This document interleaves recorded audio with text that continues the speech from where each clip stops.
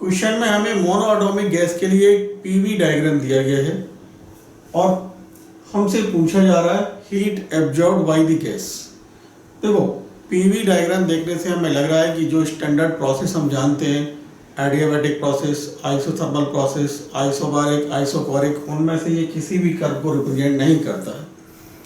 तो ऐसे केसेस में हीट एब्जॉर्ब फाइंड आउट करने के लिए हम फर्स्ट लॉ ऑफ थर्मोडायनामिक्स का ही यूज करेंगे, जो आप जानते हैं delta q is equal to delta u plus delta डब्ल्यू। तो पहले हम फाइंड आउट करते हैं डेल्टा डब्ल्यू।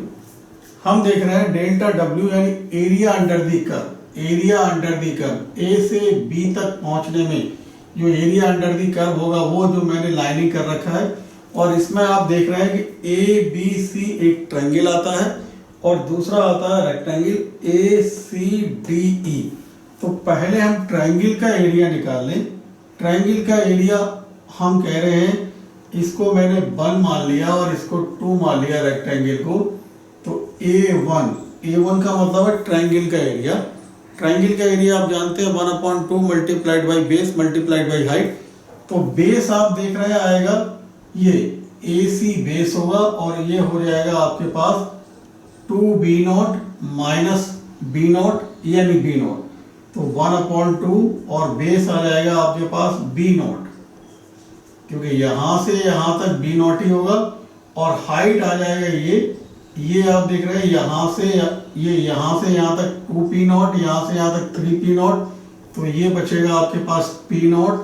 तो ये आ गया मल्टीप्लाइड बाई P0 यानी ट्रायंगल का एरिया आ गया 1/2 P0 B0। अब हम इस रेक्टेंगल का एरिया फाइंड आउट कर लेते हैं। रेक्टेंगल का एरिया आप देख रहे हैं A2 of length into width. तो लेंथ है आपके पास दिस वन और ये है आपके पास B0, और ये जो हाइट कह लीजिए आप, तो ये हो जाएगा आपके पास 2P0। तो ये आ गया एरिया 2P0 B0, यानी टोटल एरिया आ गया आपके पास A1 प्लस A2। तो ये आ जाएगा हमारे पास 2P0 B0 plus 1/2 P0 B0, यानी एरिया आ गया हमारे पास 5/2 P0 B0। मतलब ये हुआ वर्क डन हमें मिल गया, वर्क डन हमें मिला 5/2 P0 P0। ये हम फाइंड आउट कर लिए। अब हम डेल्टा यू फाइंड आउट करते हैं। डेल्टा यू फाइंड आउट करने के लिए आप जानते हैं मोनोएटॉमिक गैस दिया गया है, और डेल्टा यू किसी भी प्रोसेस के लिए ये होता है NCB delta T. Delta T का मतलब है यहाँ पर TB माइनस TA। मतलब इस पॉइंट पर टेम्परेचर TB और इस पॉइंट पर temperature TA।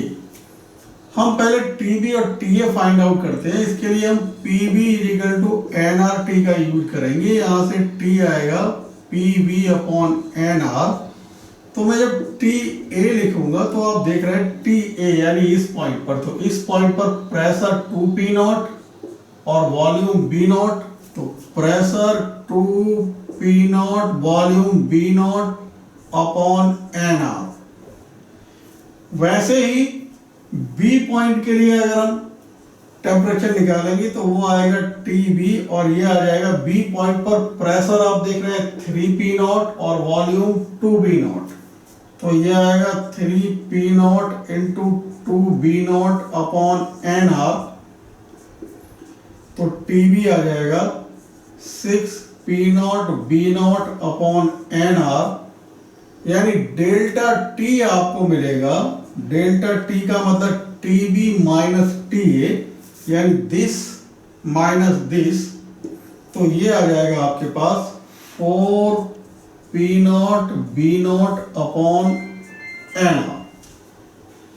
CB monoatomic gas के लिए आप जानते हैं 3/2 R के होता है। तो अब हम यहाँ से डेल्टा यू बहुत आसानी से निकाल सकते हैं। डेल्टा यू आ जाएगा NCB की जगह हम लगा ले 3/2 R, और डेल्टा T आपको मिला 4 P naught B naught upon n r. तो एन आर से ये एन आर कैंसिल, 2 से ये 2, तो डेल्टा यू आपके पास आया 6 P naught B naught।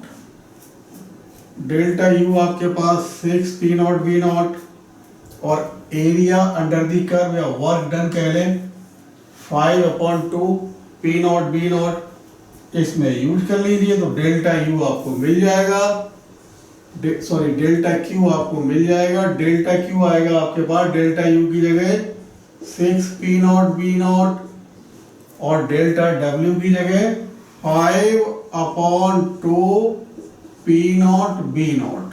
तो डेल्टा क्यू यानी हीट एब्जॉर्ब हमको मिल रहा है 17/2 P naught B naught।